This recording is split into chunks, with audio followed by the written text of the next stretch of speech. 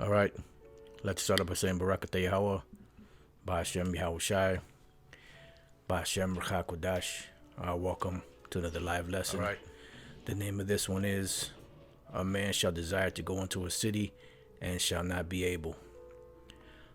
This pretty much is going to be something dealing with, I guess you could say, current event and news and things that are going on right now as we speak in different cities in America and around the world. But seeing that we're here in America, Babylon the Great, we're going to focus on that mainly because, this is where we live, but this is happening throughout the world. And what I'm speaking about is this whole thing with the coronavirus outbreak, pandemic, which has pretty much is around the globe, around the world. And this could very well be one of the main crises that these devils use to usher in, their new world order, through these quarantines and shutting things down, shutting cities down, arresting people for not complying with the government, arresting people for not taking vaccines, arresting people for not accepting this chip, so on and so forth. So many scenarios that can come out of this. Now, I found this article last night. I sent it around to a few brothers. Elder Manatzak and myself were speaking about it. And I had also sent it to Elder Ayathan. And pretty much his response was, that same night that, the of the Passover, when we put the blood of the lamb on our doorposts, the angel passed through there and pretty much went into Egypt, and that's when those plagues came out. The firstborn of the Egyptians being killed that very night. And it just so happens that this event that we're going to talk about happened Thursday. And here it is, we're about to celebrate the Passover. And the Lord, is going to have us, dealing with that situation of the Passover while all this other chaos and commotion is going on right in New York, Let's go right to it. This is from the New York Post. Over 2,700 New York City residents quarantined in homes over coronavirus fears. This came out March 5th, which was actually yesterday, yesterday was Thursday. And this is something major that's happening right in the city where we speak. It says about 2,800 New York City residents are under quarantine to prevent the spread of the coronavirus, and some could face fines or jail time if they venture outside their homes, officials said Thursday. The powers that we have could involve the police, city health commissioners. Dr. Osiris Barbeau warned during a news conference at one police plaza. The city's Department of Health was monitoring 2,773 people in home isolation as of Thursday morning, according to an afternoon update from Mayor Bill de Blasio's office. Only two husband and wife healthcare workers from Manhattan were under a mandatory quarantine order imposed when she tested positive for coronavirus following the couple's return from Iran last week. And the situation that was going on in Iran, they had the coronavirus out there. I believe a couple of officials, high-ranking officials, caught it or died from it, something like that. I can't really remember the exact details. There's so much stuff coming out. It's hard to remember from one moment to the next, everything. But nevertheless, this is a quarantine that's going on right now in New York. And it just so happens that the day that is going into effect or the time period where it's going into effect is the time period where we keep in the Passover. So this is very very important, and not merely a coincidence. The Most High doesn't deal with coincidences. The Most High is very calculative, very keen strategist when it comes down to his prophecies and his word. It says, but officials said the number of people confined to their homes, either voluntarily or under orders, would almost certainly rise amid the outbreak. We're all very sober right now about what tomorrow could bring, de Blasio said. We are going to get more and more mandatory as needed. All right. And right now, I was looking for it, trying to find it. Couldn't remember what brother sent it to me. But there's certain places in California. I'm not sure if they have the same thing in other states, but they're having certain areas designated for a possible temporary screening of patients to see if they have coronavirus or not. They got temporary things set up. They're doing drills.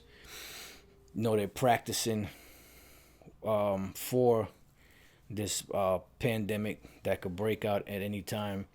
They could actually pretty much lock down the world with this thing, whether it be real or fake.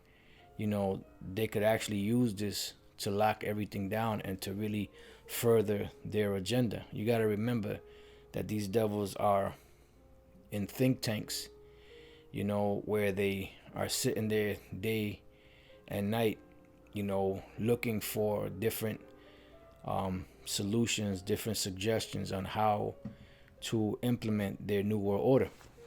And that's a good scripture the brother put out, the Bar Kabash. I actually have it here, which you're going to read it.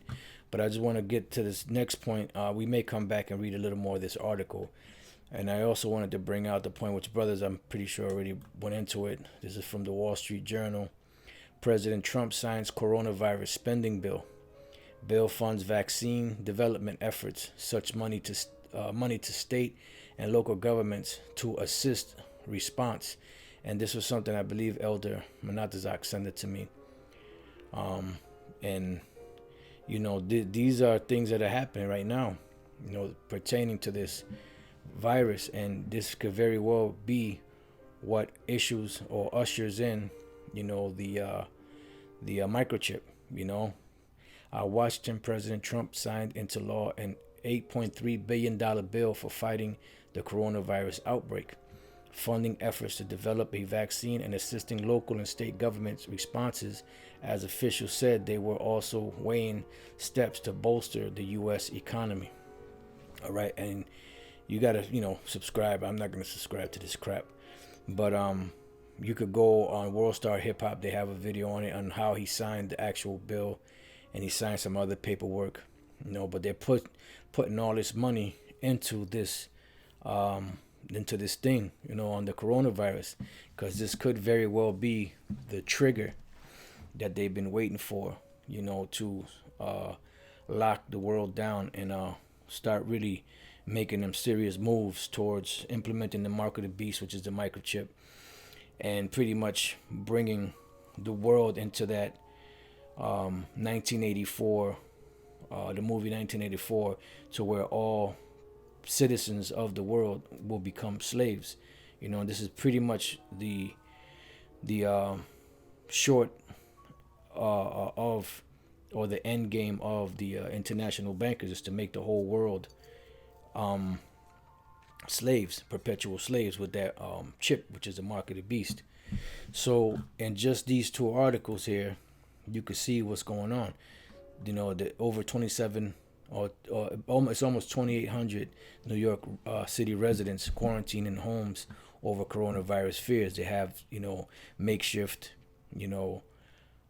areas designed for screening. I forget if it was Christopher Green or Dabu or something else I was watching earlier, that were saying that right now there are 4 states, that have declared a state of emergency, and New York City could be the 5th, or New York could be the 5th one. So they have these this thing in place, whether it's real or not. It doesn't matter if it's real or not.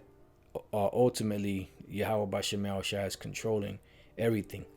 He's controlling everything that goes on the planet. So let's go to Amos 3:6. It says, "Shall a trumpet be blown in the city, and the people not be afraid?" Now, in France, the French government took over the those different masks that people could buy to wear out in public. They took over the whole stock from whatever companies they had there. So these governments are making moves, to stop the public from getting their hands on certain things. And it's very heavy and interesting how this thing is playing out. And like I said, whether this is real, this coronavirus thing is real or not, they're using this incident to push their agenda forward. It says, "Shall there be so it says, shall a trumpet be blown in the city, and the people not be afraid?" And right now, you go to different Walmarts and different Costco's and different, those big warehouse type buildings where they hold and house, cleaning supplies and food and different things of that nature. And they're running out of different things. They're running out of water. They're running out of toilet tissue and different things that you need around the house, because people are in fear that they may shut things down, and they won't be able to leave their homes, to get stuff. You have individuals like Christopher Green and other preppers, telling the people to buy their food from them and buy food to store up for a month, at least 6 months, and all this stuff, because they're pushing for this mandatory quarantine, And years ago, I did Elder Menadzak and myself, we did a lesson called something execution. I can't think of the exact name. If it comes to me, I'll bring it out. But pretty much where they can, if they catch you, if there's let's say there's a mandatory quarantine or curfew and they catch you in the streets, they could actually put you to death right then and there.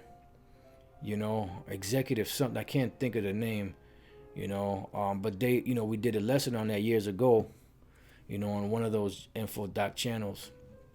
And pretty much, they can, if they say that you can't leave your home and you leave your home, they can just shoot you down, So this thing is it's going to get real, the time of Jacob's trouble is coming. This thing is actually real. These things are happening. Things are popping off like popcorn, because we're coming to that time where the Lord is going to bring misery and sorrow upon the earth for all of the bad deeds that the world has done.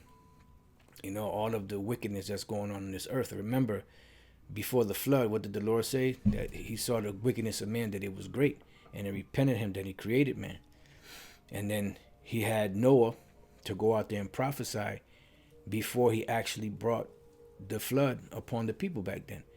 And Yahushua said that just like in the days of Noah and the days of Lot, it's going to be the same thing. It's going to be business as usual when the Lord brings the destruction. So all these things that we see happening is the Lord bringing these evils upon the world and judging the world for their wickedness. We read Isaiah the 13th chapter. Matter of fact, let's get that real quick and we'll come back to this.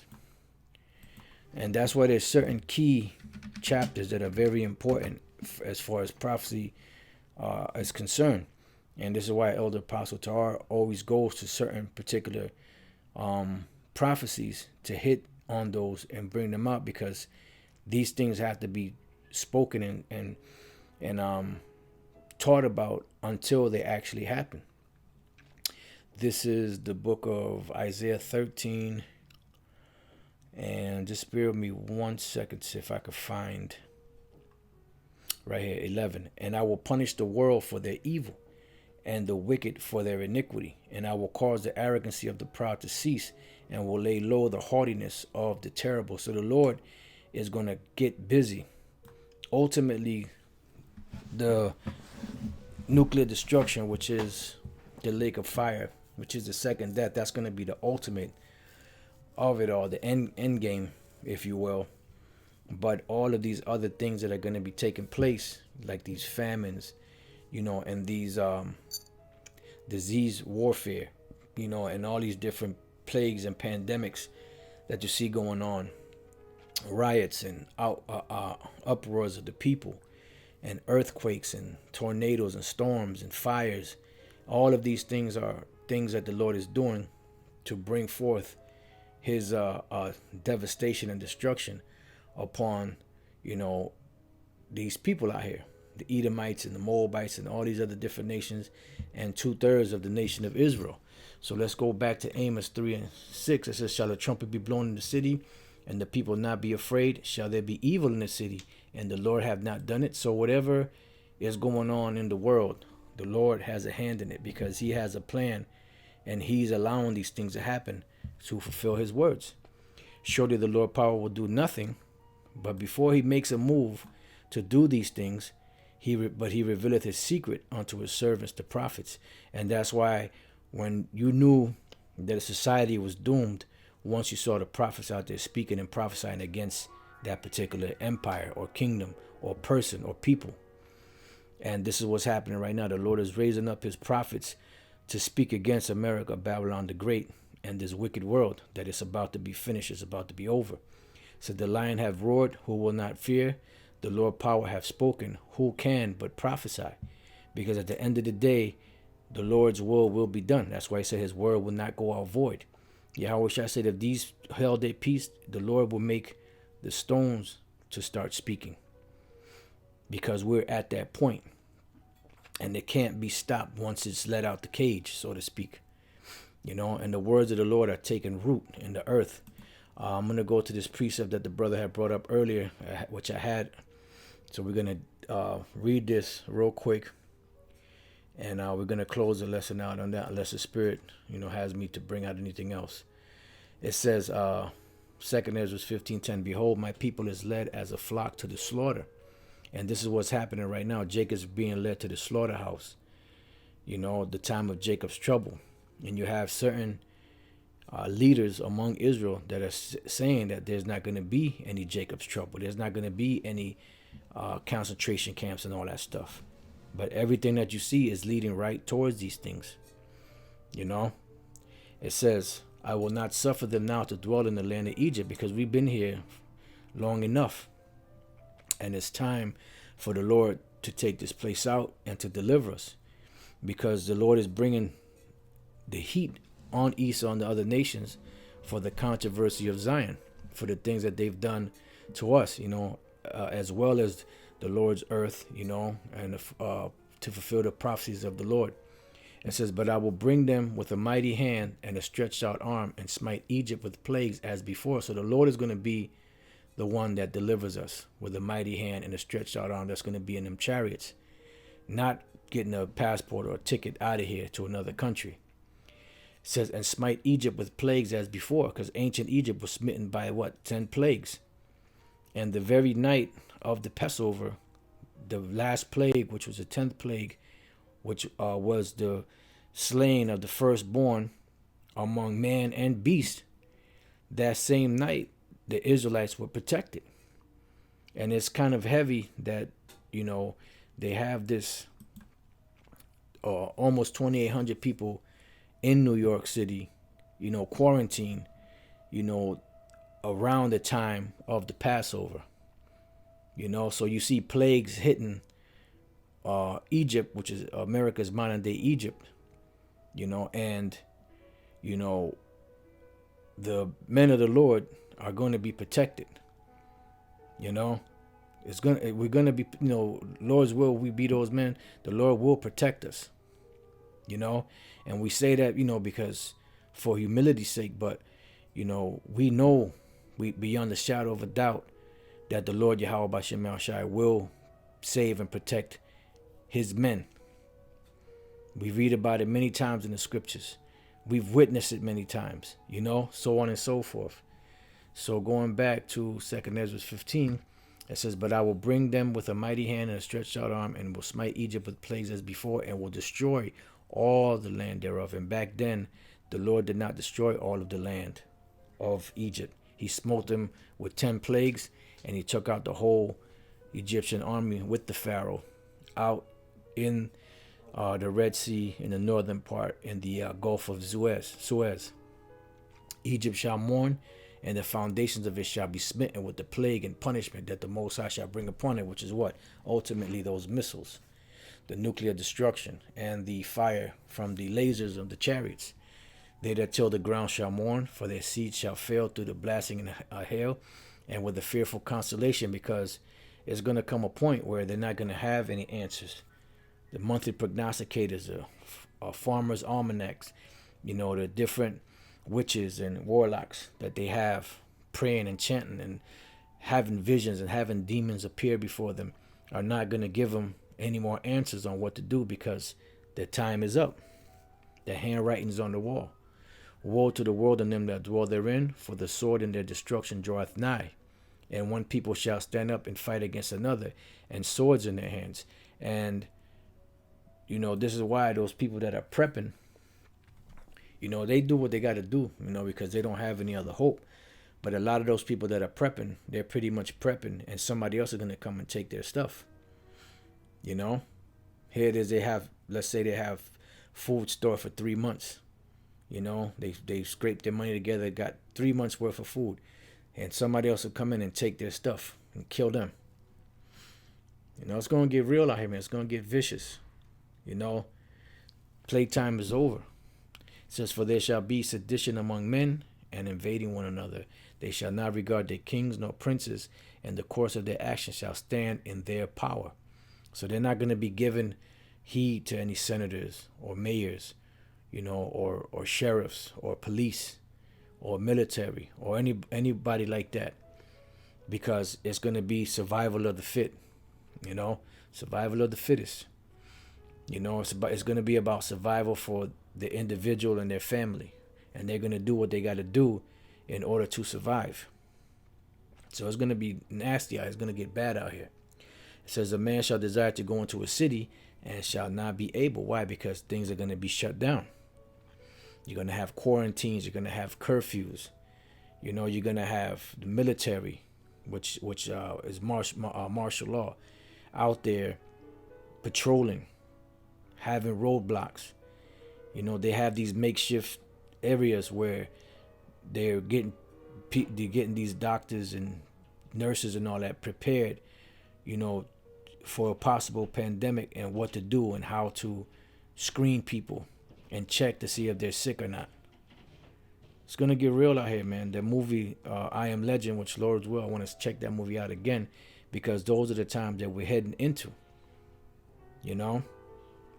So Lord's will, I can check that movie out again, because these are all the movies like The Road and Contagion, and different movies like that give you an insight of what's coming in the future, through something that Esau calls predictive programming, and this is why when we watch certain of these movies, you have sitcoms and you have comedies and you have different things, cartoons and all that they play, and they show the truth in them, and later on it happens, and most people didn't catch it when it first came out, but somebody will be watching and catch something and bring it out after a certain particular event takes place, so that's how they have that called the predictive programming.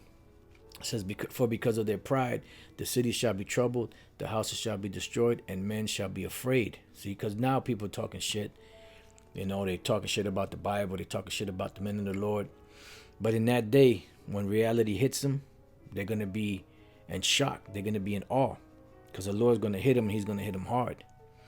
You know, all of that big, loud mouth, tough guy talking is going to be done.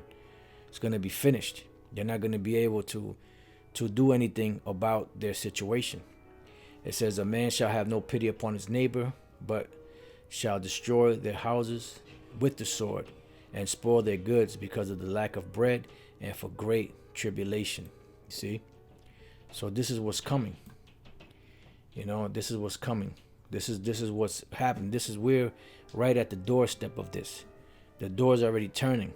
The foot is right just about over the threshold. So everything is happening. It's happening quick, and it's happening fast. Let's see. I'm gonna read a couple of these precepts on the comment board, and then I'm gonna close out the lesson. Let's see.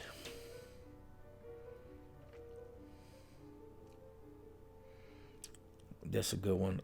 Dry bones. 1 Thessalonians 5:17-22. Pray without ceasing. In everything give thanks, for this is the will of the Most High in Yahweh Shai HaMashiach concerning you. Quench not the spirit, despise not prophesying. And that's right, because this is what we're supposed to be doing. We're supposed to be prophesying. All right. Idan, Ezekiel 12:28. Therefore say unto them, thus saith the Lord power, there shall none of my words be prolonged anymore, because the Most High said he's tired with holding in. Remember, he said he's long suffering. He suffered the vessels of wrath fitted for destruction for his word's sake. It says, but the word which I have spoken shall be done, saith the Lord Yahweh B'Shem Shai. Why? Because there's a time and chance to everything. The brother Dry Bones again, Isaiah 59:19. So shall they fear the name of the Lord from the west, which is happening right now, and his glory from the rising of the sun, and the word of the Lord is throughout the four corners of the earth.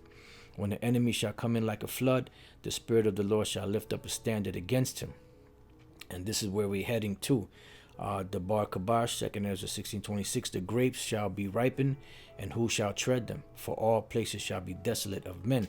Yeah, because there's going to be, even when you read further down, it says that they shall be idle. So if you're idle, means that you're sitting still. When your car is idling, the car is on, but it's not going anywhere. So what's going to have people to be idle? These different concentration camps, detention centers, or wherever they deem for people to be rounded up and kept there. And they can't move until they move them. Movie like The Handmaid's Tale, at the beginning of that, it shows you that. How they're going around and rounding people up, bringing them to a big warehouse, tagging them, because in there they showed a bracelet, but that was really representative of what? Of the microchip, because they've had this technology for a while, but it's just now that they're really pushing it hard, because they know that their time is slipping from them. So they got to make these things happen. Let's see. Dry Bones, Exodus 14:25, and took off their chariot wheels, that they drave them heavy to the so that the Egyptians said, let us flee from the face of Israel, for the Lord fighteth for them against the Egyptians. That's right. Let's see.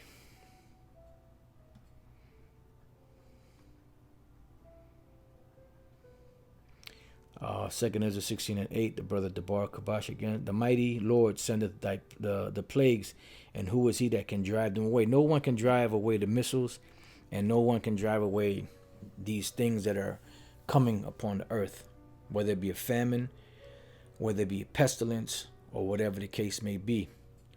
The brother Yaibatazar, Wisdom of Solomon 3:19, for horrible is the end of the unrighteous generation. Beautiful. Beautiful. That's a beautiful scripture right there. Let's see what else we got.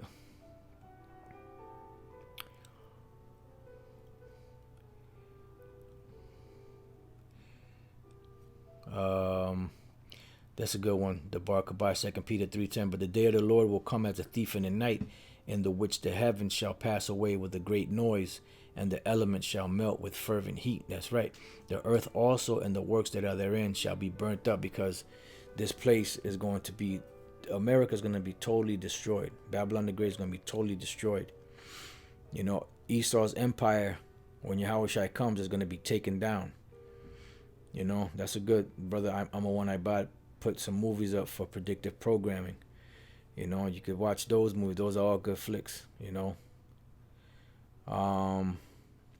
brother Tone, Matthew 24:35. Heaven and earth shall pass away, but my words shall not pass away. That's right. And this is a good one. GMS loyalty. Romans 13:11. And knowing the times that now is high time to awake out of sleep. Right. Matter of fact, let's end with that. Let's go real quick to Romans 13. But before we go to Romans 13:11, let's just recap real quick. Over 2,700 New York City residents quarantined in homes over coronavirus fears. And as we read down, it said that if these people leave their homes, they can be arrested, put in jail, fined. All right. And also President Trump signs coronavirus spending bill, which was $83.4 million that he put. I'm sorry, 8.3. President Trump signed into law an $8.3 billion bill for fighting the coronavirus outbreak, funding efforts to develop a vaccine and assisting local and state governments' responses. As officials said, they were also weighing steps to bolster the U.S. economy. So there's a lot of stuff happening, you know, economically, you know, politically, you know, but ultimately it's all prophecy.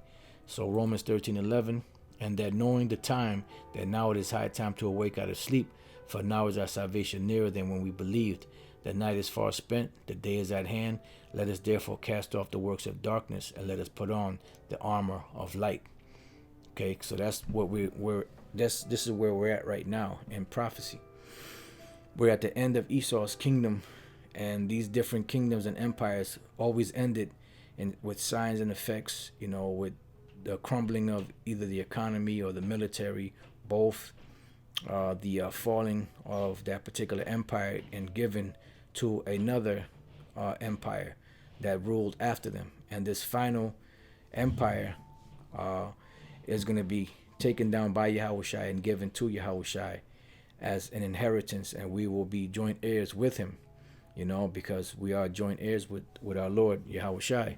So with that, you know, I just wanted to, you know, make mention of some of these things that are going on. If you brothers want, I put those two articles in the description box, you know, if you want to read more on it, or if you wanted to do lessons on it, you know. So with that, you know, I pray that your brothers have been edified.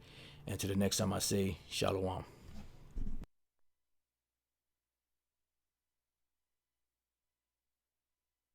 And knowing the times that